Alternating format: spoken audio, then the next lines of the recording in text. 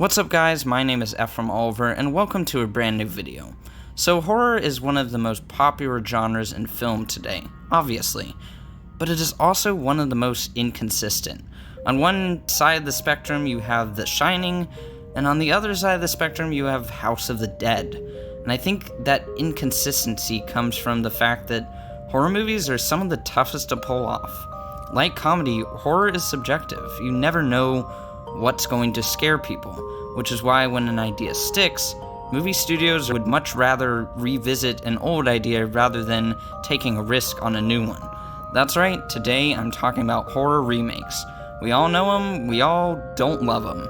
In the past few years there have been dozens of these things, many of them coming from one studio, Blumhouse. There was the Halloween Soft reboot in 2018, the Black Christmas remake in 2019, and just last month, they released two films, those being Fantasy Island and The Invisible Man. The former was a total bomb critically and financially, but the latter, I think, is an absolute miracle of a movie that shows us that reintroducing old, scary ideas might not be a giant waste of time. And in this video, I want to break down why.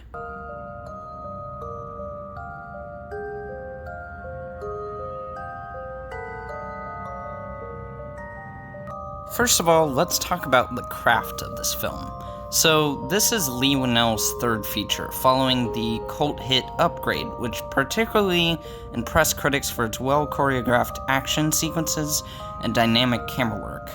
And it's a film I personally really love.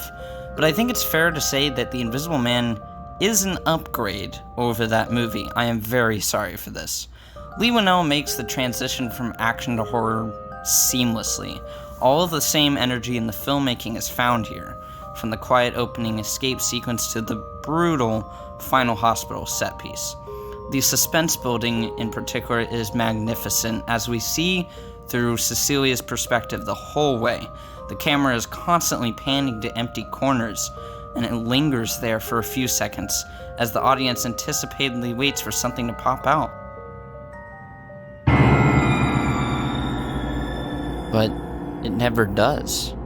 This creates doubt, the same doubt that Cecilia is feeling when she is repeatedly told that her husband is dead, even though she doesn't think that's true. But there is impressive restraint in the jump scares here.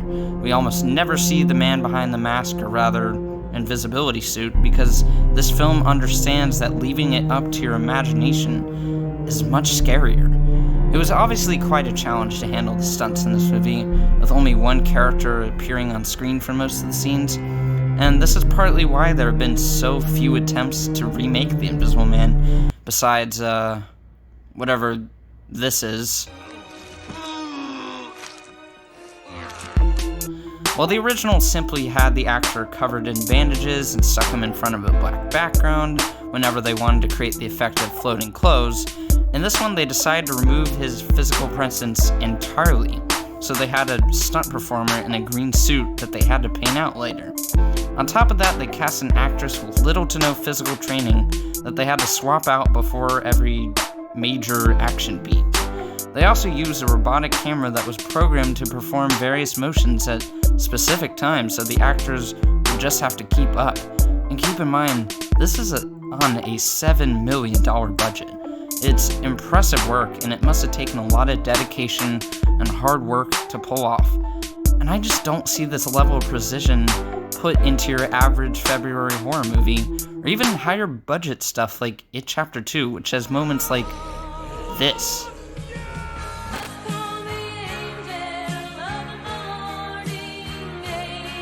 The technical achievements and the presentation in this film must have been very difficult to pull off, but they make for an exhilarating experience and serve the story and the characters extremely well. Well, that was a flawless segue. Now let's talk about story and theme. In the 1930s, when The Invisible Man came out, cinema as an art form was still in its very early ages, and when the Great Depression hit, people started turning to movies as a source of escapism, and the early monster flicks were especially successful in that department.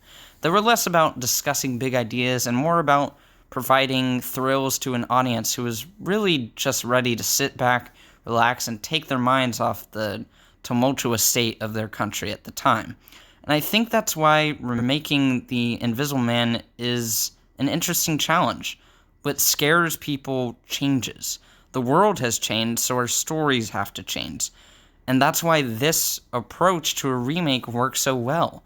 It preserves the basic concepts centered around the paranoia about not being able to see the killer who's hunting you, but it applies the context of today's world extremely well. I am, of course, talking about the Me Too era. In the beginning scene, we see Cecilia next to her scientist husband in bed in their isolated island home. He looks harmless, asleep in bed, but we can see from the uneasy look on Cecilia's face as she creeps away from him and carries out her plan of escape that he has done terrible things to her. Without a single line being delivered in the opening few minutes, we get to know our protagonist better than we do in a lot of horror movies, like by the end, and we just feel for the situation she's in. The film smartly never tries to make us sympathize with or understand Cecilia's husband. It doesn't even show his abuse. It's purely interested in Cecilia's perspective and her struggles as she tries to convince the world that she's not crazy and that he really is still alive.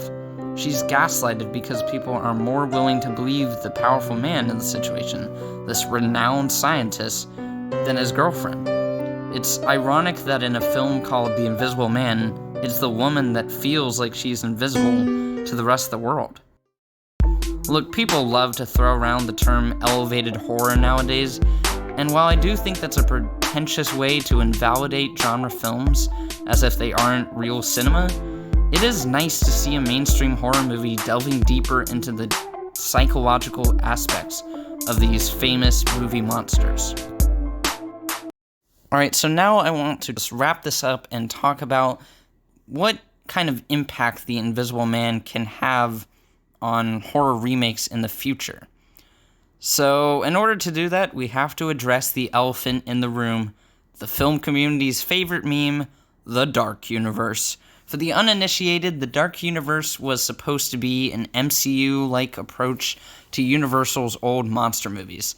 They made a total of one film, The Mummy, in 2017, starring Tom Cruise, whose first trailer looked like this.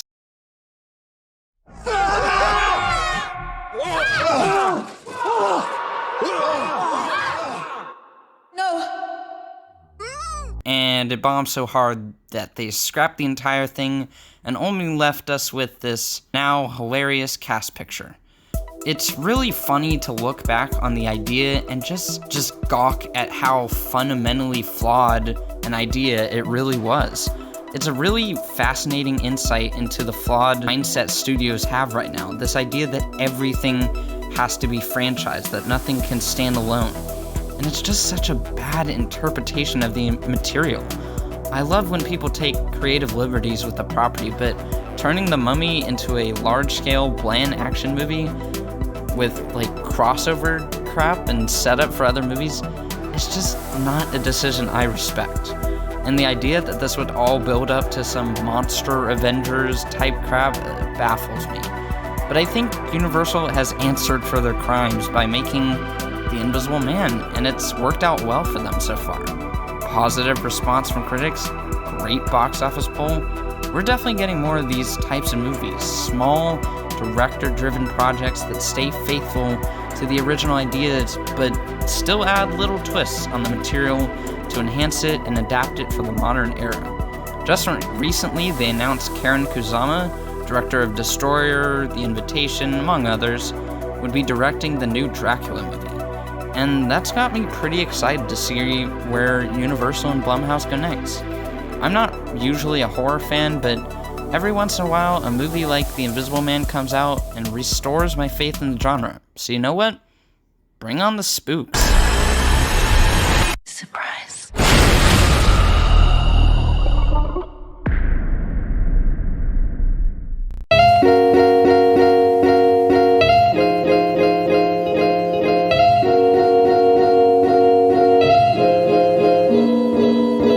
guys, I really hope you enjoyed the video. It was me trying something new, trying to transition into the video essay format away from traditional reviews, so I really hope that worked out, and you guys can expect more of these. I had a lot of fun making it. But one small note, one thing I did not know when recording this was that because of the coronavirus pandemic that's going on right now, Universal and Blumhouse are actually choosing to release The Invisible Man early on VOD this Friday. So if you haven't seen it yet, missed it in theaters, I highly encourage you to go watch it. Obviously, I'm a huge fan of it, and I really want to encourage studios to do more stuff like this.